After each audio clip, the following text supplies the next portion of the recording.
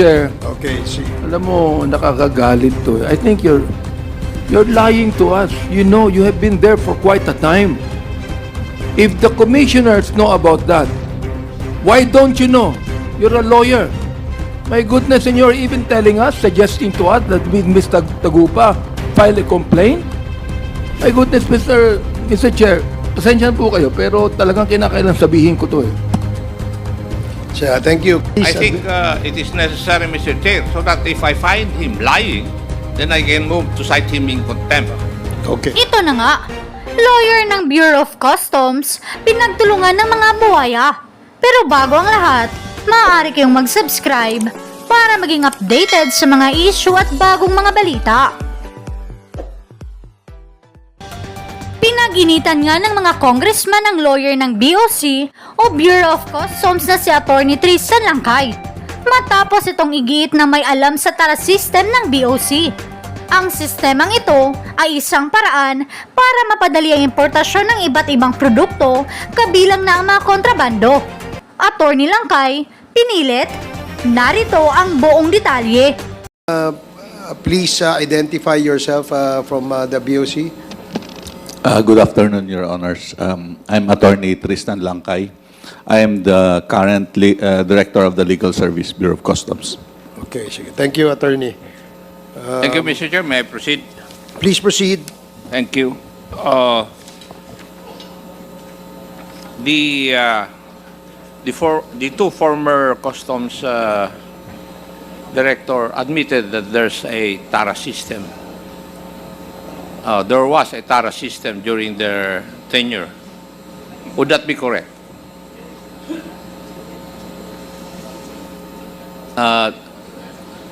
Sid, would that be correct during your term that there was a TARA system? Commissioner La Peña? There was, Your Honor. In fact, well, what I did, with your permission, if may I explain a little bit. What I did was... Commissioner Sid, I premise ko lang ito. Commissioner Falcon. Yes, Your Honor. You admitted also that there was Yes, Your a Honor. TARA system during your tenure. Yes, Your Honor. Okay. Now, may I ask the representative of the Bureau of Customs, meron po bang TARA system ngayon? Your Honor, I'm sorry, I have no experience or knowledge on that TARA system, Your Honor. Currently, I'm just with the legal service of the Bureau of How long Customs. have you been in the Bureau of Customs? I've been with the Bureau of Customs since 2009, Your Honor. And you do not know of the existence of a TARA system within your department or your office? As to the existence, Your Honor, I have no personal knowledge of that.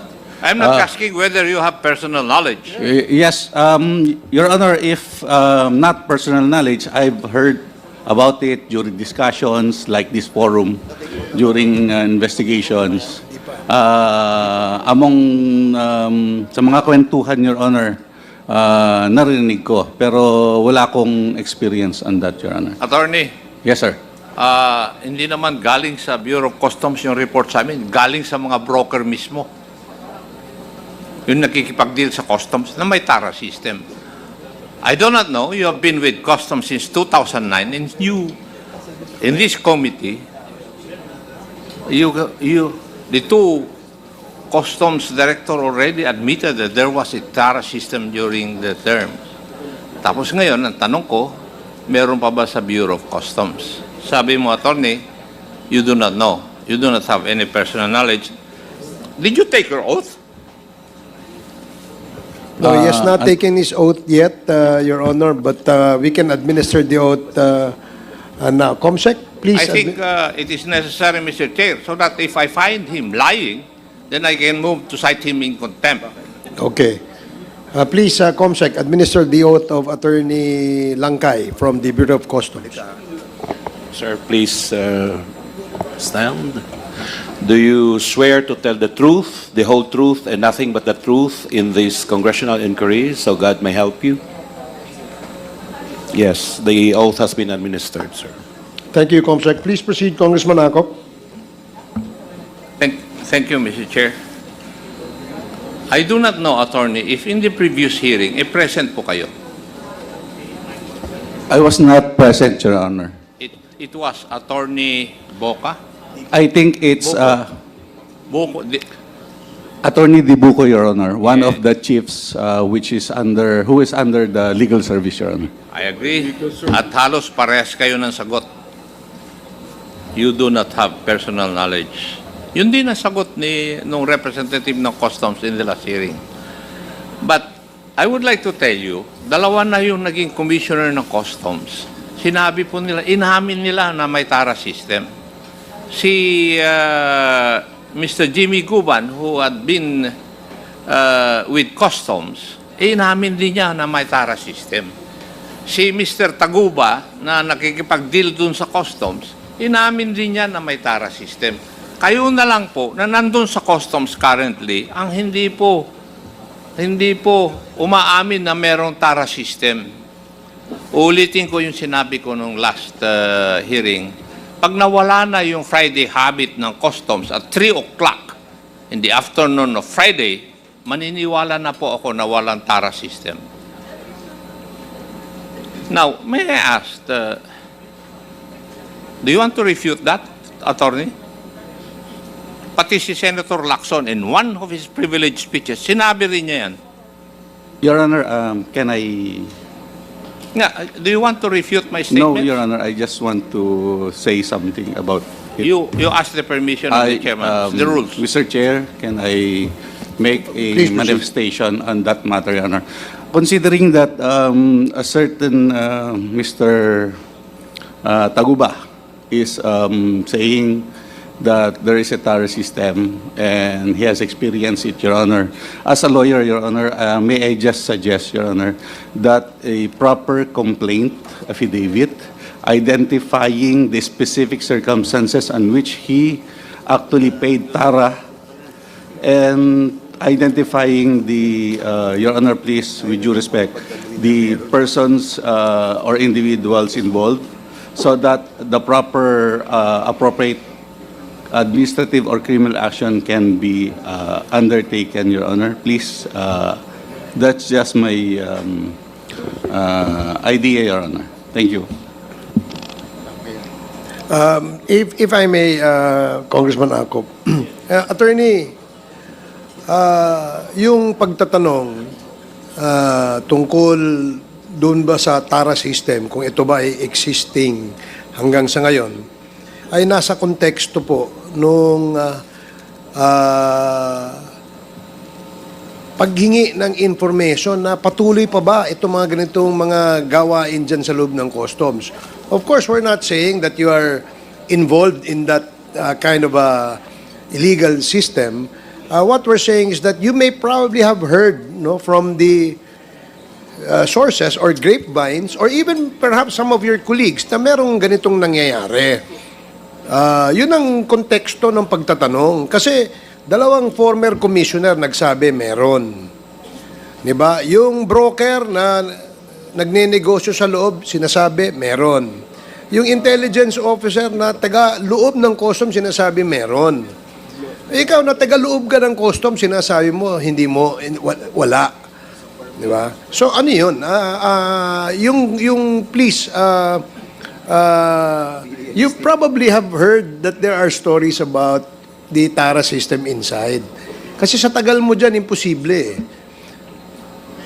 Di ba, Attorney? Yes, please.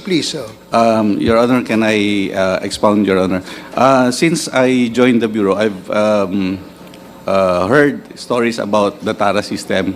And it seems that the TARA system was in place even before this container shipments was in place. Yes. Because shipments before was in open. There's no modal containers. It's not covered. So in open. So they make the TARA, they count. TARA is a counting system at the time, Your Honor, that they make. Yes. Attorney, That was the context, Your Honor, and then that I explained that I heard. Then eventually, Your Honor, during my stint in the Bureau of Customs, I also heard it during during inquiries, just like what happened during the inquiry in Sige. this EMT case, Your Honor, please. Hindi, kasi ang sinasabi, you're lecturing us on the sinasabi mong tara na yung the usual word, the real definition of tara. But in this case, in the context of the questions raised by Congressman Acop, yung tarang pinag-uusapan natin dito ay yung lagay, ay yung grease money. Ang tanong, ulitin natin, tinatanong ni Congressman Acop, meron pa bang grease money o tara dyan sa Bureau of Customs sa ngayon? As of now, Your Honor, I have no information about a TARA system ongoing with the Bureau of Customs. Mr. Chair, Okay, alam mo, nakakagalit to. I think you're lying to us. You know, you have been there for quite a time. If the commissioners know about that, why don't you know? You're a lawyer. My goodness, and you're even telling us, suggesting to us that Ms.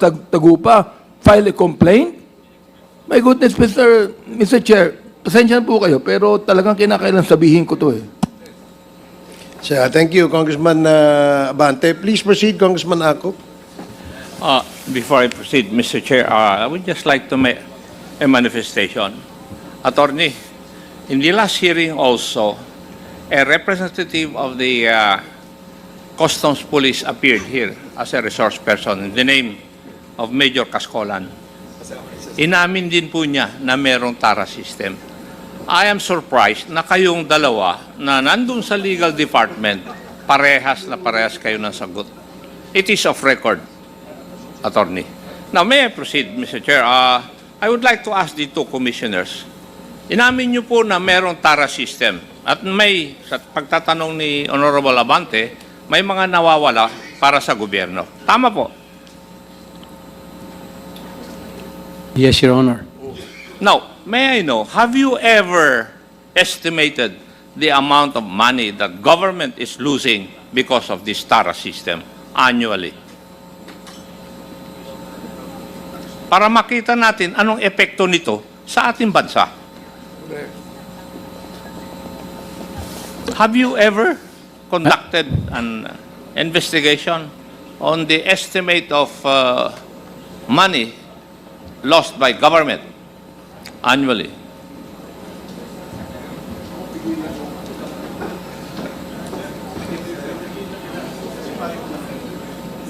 Mr. Chair. Well, for easy computation, Your Honor, Mr. Chair, say the container ban is valued at With your indulgence, Sid, my question is, have you ever conducted an investigation to estimate the amount of losses of government because of the TARA system? Have you ever done that? During my time, I did, sir. You did. Yes, Your Honor. How about you, Commissioner Sid? yes, Your Honor. Now, what was the result of your investigation? May I know?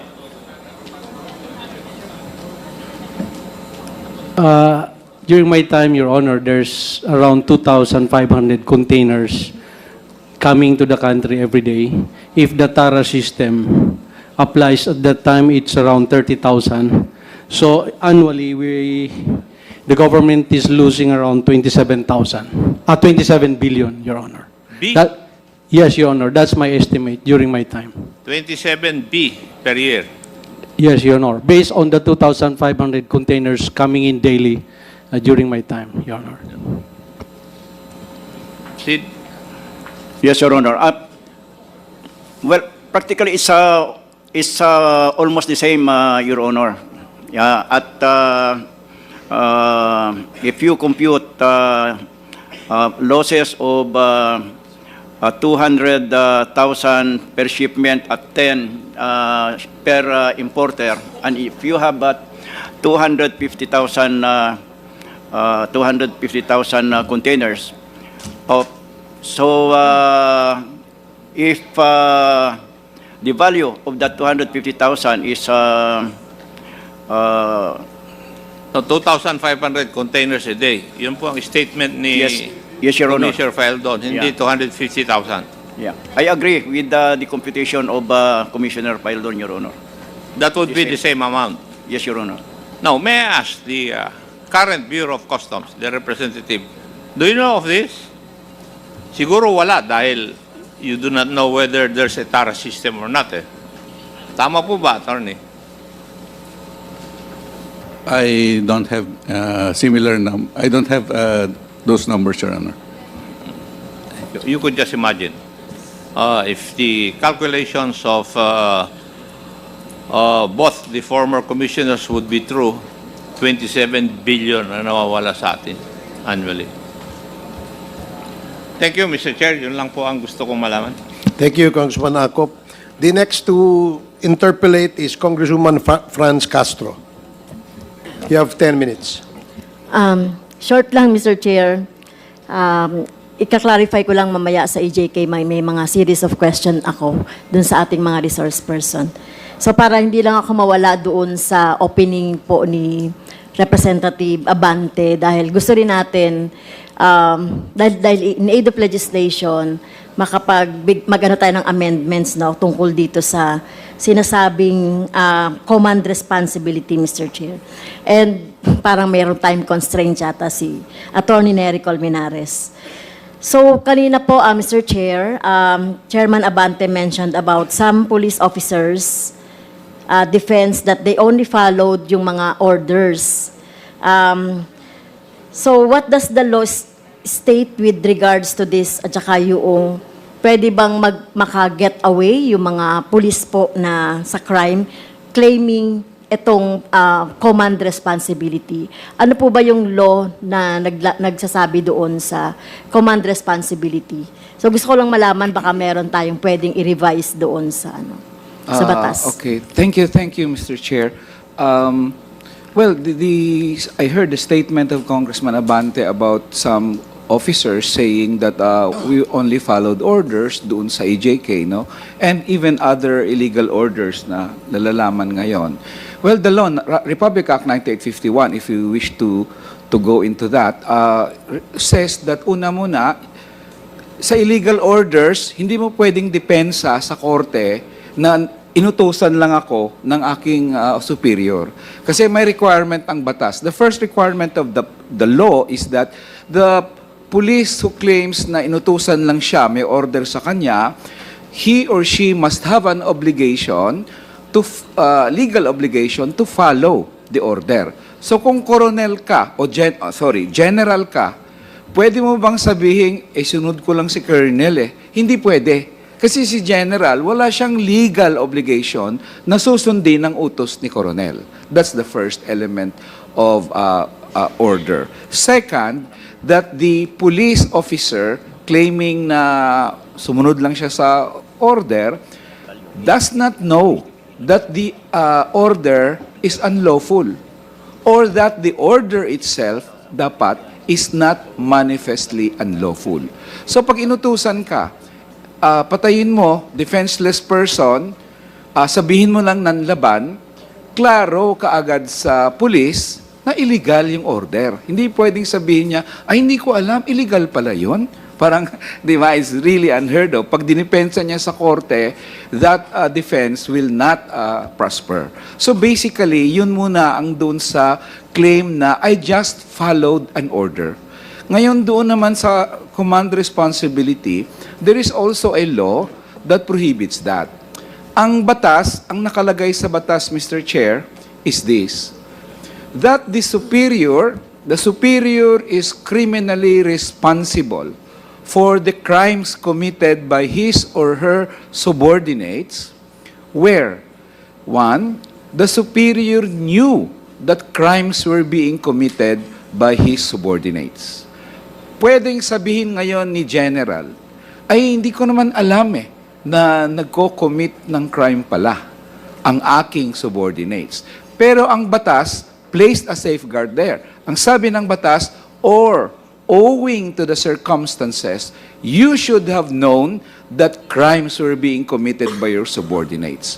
So, Mr. Chair, pag nangyayari ang EJK libo-libo mula apari hanggang hulo, at libo-libo rin nanlaban bigla, then that is already fulfilling the requirement of command responsibility. Even dito sa mga TARA system, if you were ordered by somebody, yung red lane yan dapat inspeksyonin yan Technically, by analogy, yan red lane yan dapat inspeksyonin yan. Inutusan ka ni sino man sa taas mo na hindi, ilagay mo sa green lane. May command responsibility ba si Commissioner? Yes. By analogy. Kasi he should have known, owing to the circumstances, he should have known. But there is another component to command responsibility. Not only this circumstance na, alam mo o hindi mo alam, but also the law states that the superior failed to have the subordinates investigated by competent authorities. Medyo papasok din yan sa command responsibility. Hindi mo pinaimbestigahan. Ginawa na yung mga illegal na mga yan. Of course, if it's RA 1951, extrajudicial killings, but by analogy nga sabi ko, even yung mga utos na, yung tanong kanina ni Chairman Abante na hindi mo alam. Parang, di ba? Pwede masangkot dyan yung superior, Madam Chair, in that sense, kasi yun ang requirements ng batas. Either you took measures, necessary measures, yun ang term ng batas, to suppress or prevent the crimes being committed by your subordinates, or that you have competent authorities investigate the crimes committed, Mr. Chair. So, Mr. Chair, so kahit na ano pong crime, no? Even doon sa pinag-uusapan sa drugs or dito sa lagayan system, it's the head of the agency na nag-utos or kung meron siyang order as regards to that. So, yun po ba yung sa command responsibility? Yes, well, by analogy yung sinabi ko kanina hindi ko alam ang circumstance dito sa TARA system, pero I'm very sure there are administrative requirements dun sa command responsibility. What I just discussed are the criminal responsibility. And maybe, if there is in aid of legislation, maybe the committee can also recommend legislation na i-broaden na ito to include even circumstances such as this. Kasi dapat i-plug mo yan kasi they may claim, it's RA 9851, iba naman ito. But to be sure, dapat may ganun din. Pwede namang sundin by analogy, Mr. Chair. Yung RA 9851, na ikaw, gumamit na ng crime owing to the circumstances, you should have known. Pangalawa, at least nung nalaman mo na later on, dapat pinaimbestigahan mo sa competent authorities. Yes. So para with your indulgence of Congressman Pasco, lang, no? Yes, I'd like to make a motion that we invite Commissioner Rubio to attend this hearing because itong si attorney, wala siyang alam wala kang alam. Am I right, attorney? Wala siyang alam sa TARA. May I be clarified, Your Honor? Yeah, you're clarifying na. Wala kang alam, di ba? Your Sa Honor, TARA system, wala kang alam, di ba? I have no information on that, Your Honor. Wala kang alam. Kaya si Chairman... Wala kang alam, di ba? Oo, wala. Wala siyang alam. Oh. Mr. Chair, para hindi ako maniwala na ikaw ang fall guy ng Bureau of Customs, we would like to see Commissioner Rubio attend this hearing. Okay. Panahon pa ni Commissioner Paldon, andiyan ka na sa Customs, Mr. Chair. Panahon pa ni Commissioner Paldon, Commissioner La Peña, nandun ka na sa Customs. And you're telling me right now you have no information on that? My goodness, anong palagay mo sa amin dito? Ha? Mr. Chair, can I answer? Okay, sige. I've been with the Bureau of Customs with the legal service since 2009. Yes, I've been one of the lawyers of Commissioner La Peña and Commissioner Faldon, Your Honor. Always with the legal service. Your Honor, please. Thank you. Okay, sige. Thank you. Okay. Comsec, please include in the Mr. list of persons to be invited, Commissioner Rubio of Bureau of Customs. Yes, Congressman Akop, with the indulgence of... With the indulgence of the Honorable Castro. Attorney, para bang ang sinasabi mo, yung ibang opisina ng customs may TARA system, o alam nila yung TARA system, pero yung legal office ng customs, walang alam. Yun po ba ang ibig nyo sabihin? Tinatanong ko po kayo. Kasi yun ang parang message na pinadadala o sinasabi nyo sa amin. Palagi mong sinasabi, you are with the legal service of the Bureau of Customs. Para bang sinasabi mo, lahat, yung mga ibang opisina ng Bureau of Customs, alam nila, o may TARA system, yung opisina nyo lang ang wala. Would that be correct? Your Honor, from the testimonies of... What? Ang tanong ko po would that be correct, Attorney? Can I explain, Your Honor? Because from the testimonies of Commissioner Faeldon and Commissioner Lapenyan, Your Honor, it involves the processing of That is not my importations, question, Your Honor. Mr. Chairman. May I ask that the resource person appropriately answer my question? Is that the message you're trying to tell us? Na yung legal service office ng Bureau of Customs, wala pong kaalam-alam sa existing na TARA system sa Bureau of Customs? For the record, Your Honor, I mean, from our records, Your Honor, we are trying administrative cases. Hindi ko po And- tinatanong and- kung ano po yung trabaho niyo, Attorney. And, Your Honor, please. Sandali lang. Nagsasalita pa ako. Malapit na kitang i-move to cite you in contempt. Bihira kong ginagawa yun, pero ikaw malapit ka na. Mr. Chair, may I request that the resource person be directed to answer my question with a yes or no? Attorney, please answer the query of Congressman Akop. Then my answer is yes, Your Honor.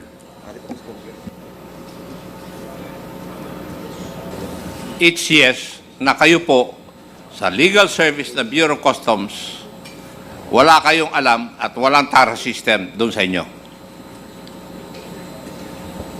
Can I explain, Your Honor? Sumagot ka na muna bago ka mag-explain. Di ba? Pag may question yes. Tinuruan ka rin siguro sa law na sagutin mo muna ng yes and then you explain. Okay, my answer is yes, Your Honor, because in the current cases that we handle, particularly on administrative cases, Your Honor, we don't have a case wherein a individual personnel of the BOC is charged with a TARA system or receiving TARA system. Even the criminal cases that we handle with the DOJ and criminal in the court, Your Honor, as far as the records or my knowledge is concerned, Your Honor, we don't have a case on that, Your Honor. So that's why I have suggested earlier on, Your Honor, about the circumstances that Mr. Taguba mentioned, Your Honor. Sorry, Your Honor, that's... Mr. Chair, I do not want to take more of the time of the Honorable Castro. I'll stop here. Okay. Thank you, Mr. Thank you, Congressman Akop. Let me just get 30 seconds of your Okay. time, if I may. Just Ay. a follow-up question. Kasi ang legal department that Attorney Langkay heads, apparently, according to him, has no knowledge about the TARA system. Tanungin kaya natin yung nagbibigay ng TARA. Mark Taguba, inamin mo naman na ang kasalanan mo ay yung nagbibigay ka ng TARA, di ba? Yes po, Your Honor. Okay, kasama ba ang legal department sa TARA? Wala po, Your Honor. Okay, so thank you. Now you may proceed, Congresswoman Castro. Okay, so related